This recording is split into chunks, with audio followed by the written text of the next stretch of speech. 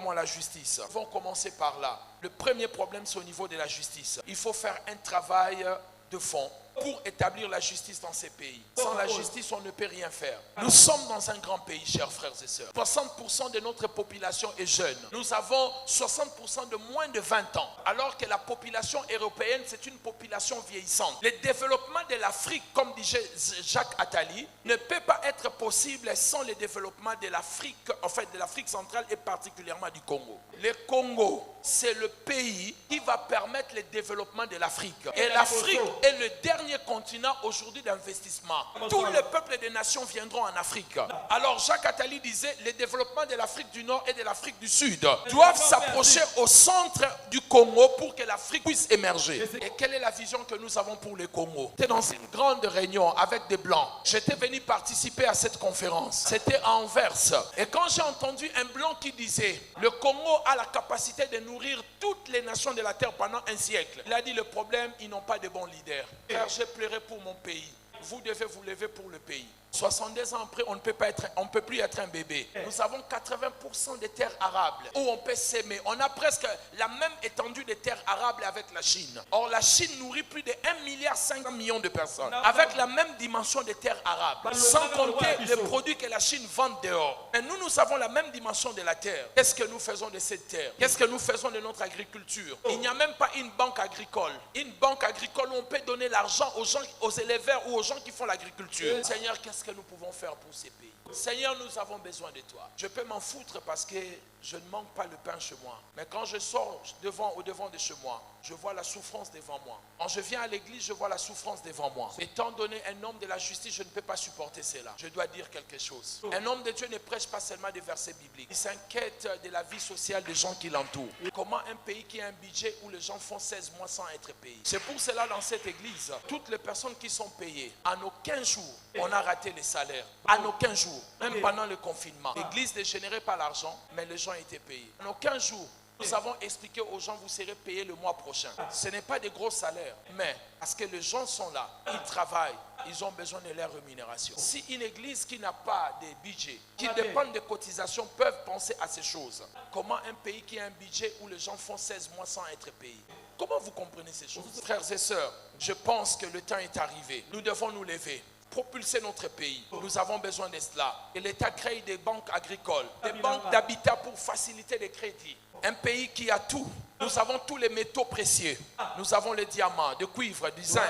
Nous avons l'uranium, nous avons l'or. Nous avons le cobalt. Le produit qu'on utilise pour fabriquer les téléphones, c'est ça? Et vous savez qu'on ne le trouve pas partout dans le monde.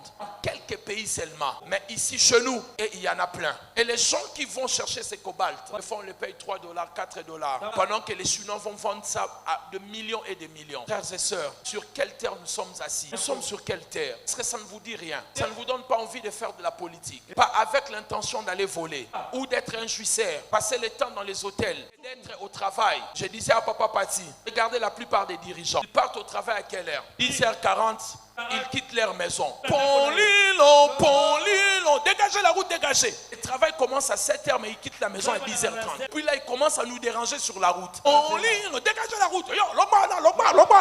Vous arrivez au travail à 10h30. À peine il regarde quelques dossiers. À midi, il va manger au restaurant avec une copine qui arrive de Belgique. À 14h, ils sont à l'hôtel. Il revient à 17h pour regarder quelques dossiers signés. À 19h, boîte de nuit. Il rentre à la maison à 3h du matin. Il se réveille à 10h pour aller au travail. Comment le pays va se développer? Laissez que le Rwandais de fois joue avec nous comme ça. Il nous appelle des BMW. Des gens qui aiment des femmes, qui aiment la bière, qui aiment la musique. Est-ce que dans ces pays, on peut travailler comme on travaille? Vous savez que Dubaï fait partie des pays les plus riches. Les magasins ferment deux fois à 1h, 2h. Mais la ville chez nous ici se ferme à quelle heure? 16h, tout est fermé. Ces pays, on a trop de fériés. Est-ce que nous, on doit avoir des fériés dans ces pays? Vous savez, au mois de janvier, on a combien de fériés? Le 1er janvier, le 4 janvier, le 16, et puis le 17. Comment on peut avoir 4 fériés dans un mois? Et c'est l'État qui doit payer parce que c'est chômé et payé. Ça ne dit rien. Ils ne font rien pour cela. Toutes les fêtes des zéros là, mettez ça les 4. Pourquoi il faut l'autre est heureux, on fait les 16, l'autre est les 10. Mais mettez et tout dans les zéros, les 4, on fait une fête. Ça ne demande pas d'aller dans les universités. Non. Réveillez-vous. Amen. Il y a quelque part là on passe. Les gars quittent toujours les bureaux, ils vont toujours vers 10h. Le jour où je partais à Brazzaville, frères et sœurs, je n'oublierai pas. Je suis arrivé à, je crois, Deuxième, je vais faire Kin Mazière. Le bureau devait s'ouvrir à 8h. Jusqu'à 10h30, les directeurs n'étaient pas là. Donc tout le monde, les gens qui devaient voyager, il fallait l'attendre. Quel pays? La signature doit être déléguée. C'est comme ça que ça se passe dans toutes les administrations. On met un cachet, les délégués au maire signent. Pourquoi il faut donner la signature à une seule personne? Donc si elle n'est pas là, rien ne va marcher. Et puis les gars partent avec le cachet du travail chez lui à la maison. Oh, appelez, passez à 23h, je vais mettre le visa. Quelqu'un me dit amen bien. Nous avons une démographie importante, de 110 millions de personnes à peu près. C'est un marché national que nous avons. Nous pouvons vendre chez nous-mêmes au pays avec 100 millions de personnes. Nous avons une croissance démographique de 3% chaque année. Ça veut dire que dans 10 ans, nous aurons encore 30 millions de personnes. Est-ce qu'il y a une politique de développement pour ces pays? Dans 10 ans, nous ne serons plus 100 millions, mais nous serons 130 ou 140 millions. Qu'est-ce que nous avons déjà pensé quand on aura encore beaucoup de gens? Aujourd'hui, il y a l'exode rural. Les gens quittent les villages parce que nous détruisons leurs espaces. Espaces lacustres et terriens. Nous les détruisons. Et il n'y a pas de produits de première nécessité. Il n'y a pas des infrastructures là-bas. Pas d'hôpitaux, pas d'administration. Il n'y a même pas certains tribunaux. Et ces gens doivent quitter le village pour venir à Kinshasa. Et quand ils arrivent à Kinshasa, ils ne veulent plus rentrer. Et qu'est-ce que nous pensons? Kinshasa est rempli. Regardez, toutes les maisons sont maintenant en étage. Amen.